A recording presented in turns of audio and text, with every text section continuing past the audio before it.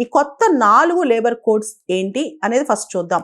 ఈ కొత్త 4 labour కోడ్స్లో code on wages అనేది 2019లో వచ్చిందనమాట. ఇది 4 యూనిఫామ్ లేబర్ లాస్ అన్ని తీసుకొచ్చి శ్రామికుల జీతాలు కావచ్చు, బోనసులు కావచ్చు, వాటికి సంబంధించిన అన్ని తీసుకొచ్చి ఒకటే చట్టం చేసింది. అదే కోడ్ ఆన్ వేజెస్ అనమాట.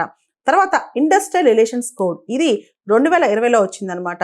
ఇది ఇండస్ట్రియల్ ఎస్టాబ్లిష్మెంట్స్ వర్కింగ్ కండిషన్స్ సంబంధించి, ఇండస్ట్రియల్ డిస్ప్యూట్స్ సంబంధించి వాటన్నిటికి సంబంధించిన కోడ్ అనమాట.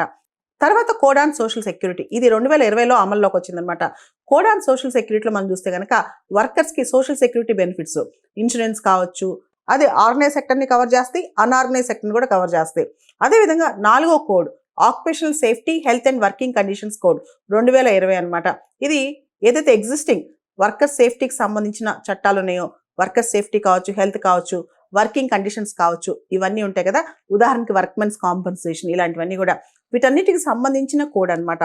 మొత్తం ఈ 4 కోడ్స్ నవంబర్ 21 తారీఖు నుంచి, నవంబర్ 21, 2025 నుంచి అమల్లోకి వచ్చాయి. ఇవన్నీ కలిపితే 29 ఫ్రాగ్మెంటెడ్ లాస్, అంటే డిఫరెంట్ 29 చట్టాలు తీసుకొచ్చి 4 కోడ్స్గా చేశారు. ఈ 29 లాస్ కూడా చాలా వరకు 1930 నుంచి 1950 మధ్య చేసిన చట్టాలే ఎక్కువ ఉన్నాయన్నమాట. ప్రధానమంత్రి మోడీ గారు ఇది దేశంలోనే ఒక కాంప్రిహెన్సివ్, ఒక ప్రోగ్రెసివ్ లేబర్ రిఫార్మ్ అని చెప్పుకోవచ్చు.